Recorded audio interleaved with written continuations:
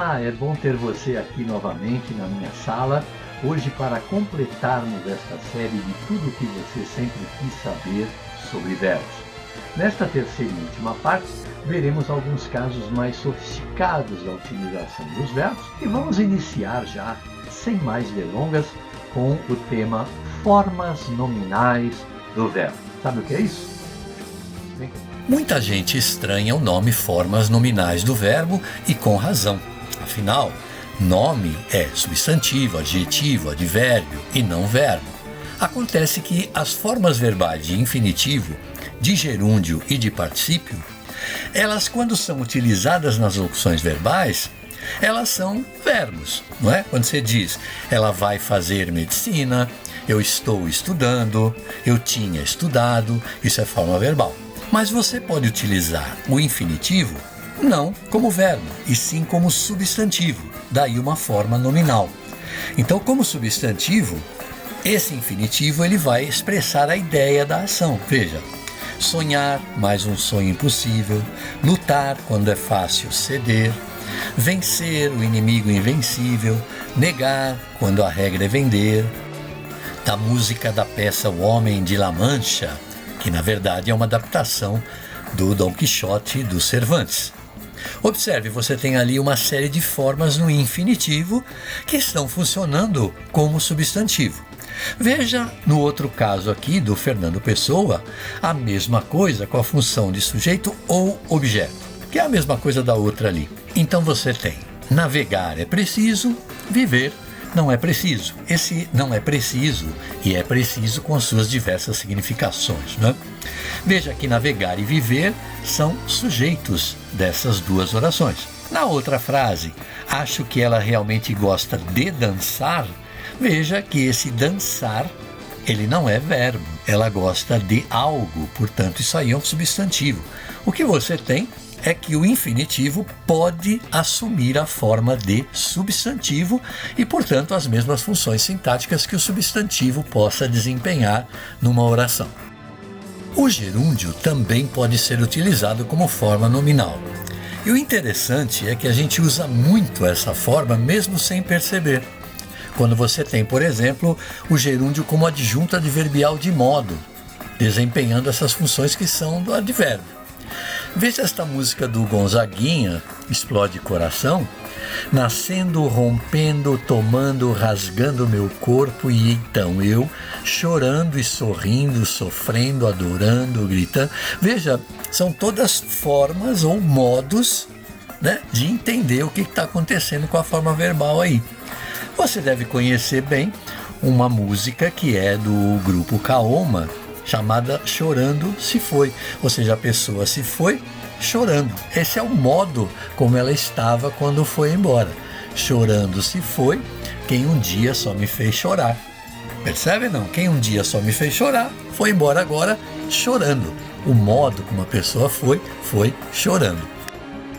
O particípio passado, aquela terceira forma verbal, não é? Quando você tem comprar, comprando, comprado, estudar, estudando, estudado, vender, vendendo, vendido, ela sempre que não for verbo, ela será um adjetivo.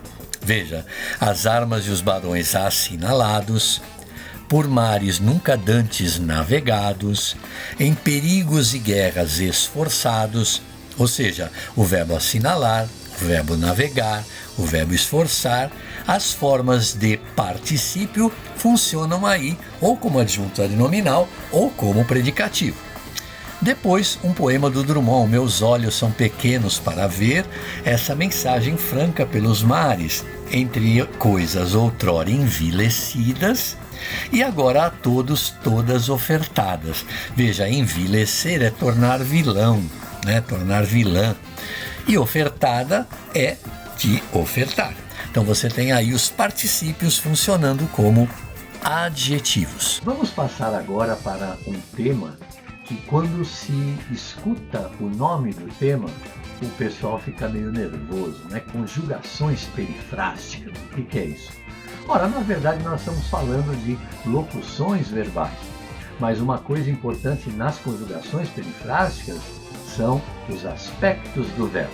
Quer saber o que é isso? conjugação perifrástica vem do nome perífrase verbal, que não é nada mais, nada menos do que uma locução verbal, que corresponde ao quê? A uma união de verbo auxiliar mais verbo principal, nós já vimos isso. No caso, o verbo principal tem que estar no infinitivo ou no gerúndio. Quem vai sempre variar é o verbo auxiliar.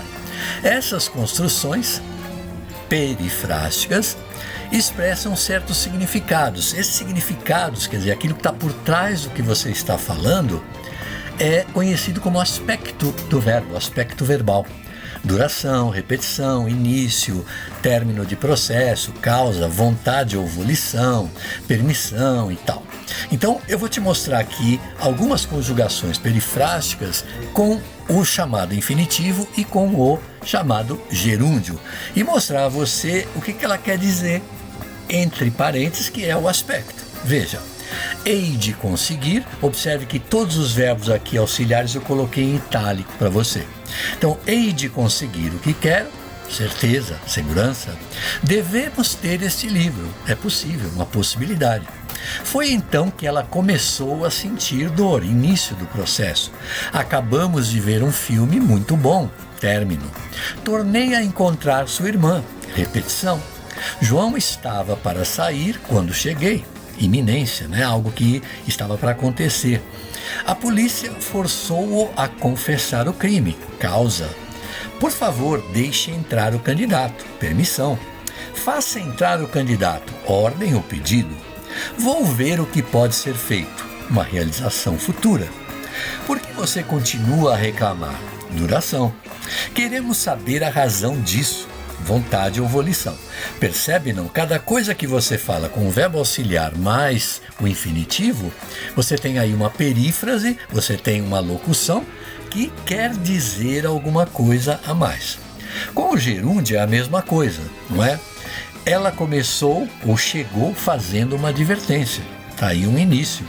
Acabamos vendo um filme, ou seja, não íamos ver o filme, mas acabamos vendo esse filme. Isso é um resultado alternativo. Ele acabou confessando o crime, quer dizer, término.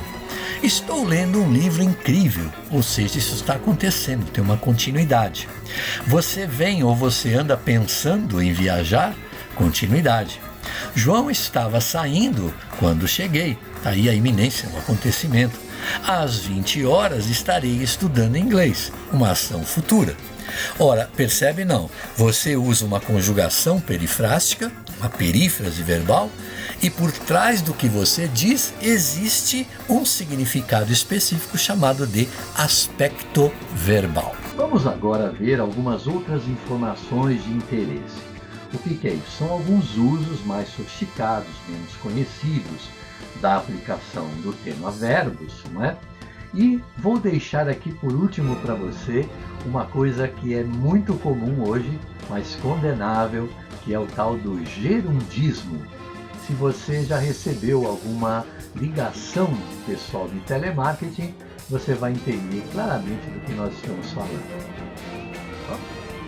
Vamos inicialmente ver uma relação entre o modo subjuntivo e o infinitivo pessoal flexionado. O que é isso? Infinitivo pessoal significa que você tem um sujeito antes do infinitivo. O que é interessante perceber, talvez você já tenha visto aí nos dois quadros, não é? É que essa forma de futuro do subjuntivo, que a gente usa o quando, ela é igualzinha à forma de cantar no infinitivo flexionado. E como é que eu sei que é um e não é outro? Ora, a gente sabe que no presente do subjuntivo a gente usa o quê? Que eu cante, que tu cantes, que ele cante, que nós cantemos, que vós canteis, que eles cantem. O pretérito imperfeito usa o se. Se eu cantasse, se tu cantasses, se ele cantasse, se nós cantássemos, se vós cantasseis, se eles cantassem. E o futuro, quando eu cantar, quando tu cantares, quando ele cantar, quando nós cantarmos, quando vós cantardes, quando eles cantarem. O interessante é sempre você guardar o seguinte: quando é que você está usando o subjuntivo? Sempre que aquilo que você estiver expressando tiver a ideia de probabilidade ou de ação condicionada, quer dizer, ela só vai acontecer se outra acontecer, ou aconteceria se outra acontecesse. Então, você tem aí ações não realizadas. Veja, quando eu cantar, vocês me aplaudirão? Quer dizer, eu ainda não cantei, mas quando eu fizer isso, vocês vão me aplaudir? Vocês me aplaudirão se eu cantar? Quer dizer, no caso de eu querer cantar, vocês me aplaudem? Vocês me aplaudiriam se eu cantasse aí no passado, né? Ficou combinado que quando eu cantasse, vocês me aplaudiriam. Veja que você faz aqui algumas contradições em termos de formas, né? Porque você está usando o se com o futuro, você está usando o quando no passado, mas isso, se tiver a ideia de probabilidade, é sempre subjuntivo. Agora veja o infinitivo. Eu cantar, tu cantares, ele cantar, nós cantarmos, vós cantardes, eles cantarem. Eu fazer, tu fazeres, eu querer, tu quereres, não é? Eu partir, tu partires e tal. Veja, para que a flexão do infinitivo fique mais fácil, imagine que você tem uma preposição de antes daí, ó. De eu cantar, de tu cantares, de ele cantar, de nós cantarmos, de eu fazer, de tu fazeres, de eu partir, de tu partires. Aí você vai perceber que você tem um infinitivo pessoal flexionado. Veja, quando você quer ou não definir claramente o sujeito, na mesma oração do infinitivo, com ideia de presente, pretérito e futuro, você pode fazer isso não usando o subjuntivo, porque o subjuntivo tem a probabilidade, aí não tem, ó. Veja, não é bom nós cantarmos agora, é melhor nós fazermos silêncio. Você podia usar o presente, é melhor que não cantemos, é melhor fazermos, mas veja, você está usando infinitivo, não tem nada a ver com subjuntivo aí. Não é bom cantar agora, é melhor fazer silêncio. Eu não estou dizendo, né, o sujeito do infinitivo. Quando o sujeito ou o objeto vem antes da preposição mais infinitivo, você pode ou não flexionar. Isso aqui todo mundo pergunta e sempre cai. Estes números servem para guiar ou para guiarem nossas decisões. É a mesma coisa. Este grupo ajuda pessoas a superar ou ajuda pessoas a superarem seus problemas. Você tem um sujeito lá para guiar e você tem aqui pessoas a superar, sujeito e objeto. Peço a você que agora preste muita atenção a esse número 2 aí das informações de interesse. A preposição mais o artigo antes do infinitivo. Não se contrai a preposição com o artigo antes de forma verbal no infinitivo. O que é a contração? É aquilo que você põe o de mais a vira dá, né? De mais o vira do, de mais as vira das. Isso é uma contração. Você não faz isso se você tiver, depois dessa forma, um verbo no infinitivo. Veja, o problema estava no fato de o jovem infrator ser menor de idade e não do jovem infrator ser. Era evidente que o medo de a dúvida embaraçar o orador e não da dúvida. Percebe não? Porque logo na sequência de mais a ou de mais o, você tem um verbo no infinitivo. É diferente de baixo ali, ó, o medo da menina é de mais a, mas é uma posse ou característica, não tem nada a ver com o que está lá em cima, e não tem infinitivo aí. A insensibilidade dos poderosos, que também é posse ou característica de mais os, é uma forma que você vai contrair e está correta, porque é posse ou característica, não tem nada a ver com o infinitivo. Preste bastante atenção, não contraia forma de preposição mais artigo antes de verbo no infinitivo. E por último aqui o gerúndio e o gerundismo, né? O gerúndio é uma forma que a gente conhece, você usa normalmente para mostrar que uma coisa está acontecendo.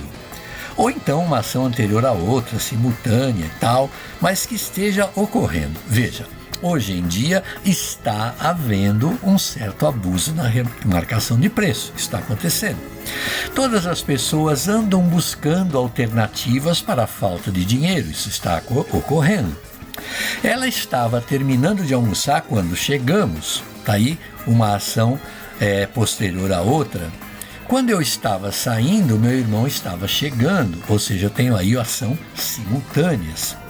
Agora, o grande problema é que você deve usar o gerúndio para indicar que uma ação estará ocorrendo num momento definido no futuro.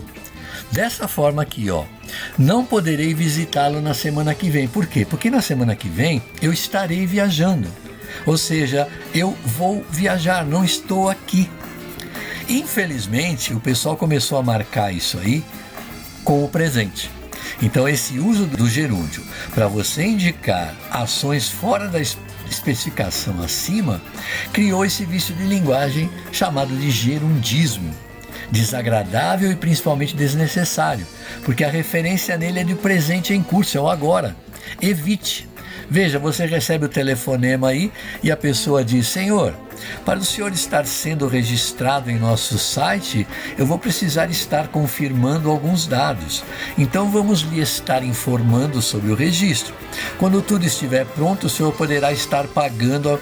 Ora, pelo amor de Deus, evite esse uso. Isso é muito feio e não tem nada a ver com o uso do gerúndio de forma correta. Uma última informação diz respeito às diferenças de uso do infinitivo e do gerúndio no Brasil e em Portugal. Aqui é muito comum a gente usar o gerúndio depois do verbo auxiliar para mostrar que algo está acontecendo, uma ação está em curso. Veja, está chovendo. Faz horas que aqueles homens estão trabalhando naquele telhado. O que é que você está fazendo? Ou seja, as ações estão ocorrendo. Esse mesmo tipo de oração em Portugal não é comum. Em Portugal, eles preferem utilizar uma preposição junto com o verbo auxiliar e trocar o gerúndio pelo infinitivo. Então você diz assim: veja, está a chover. Faz horas que aqueles homens estão a trabalhar naquele telhado. O que estás a fazer?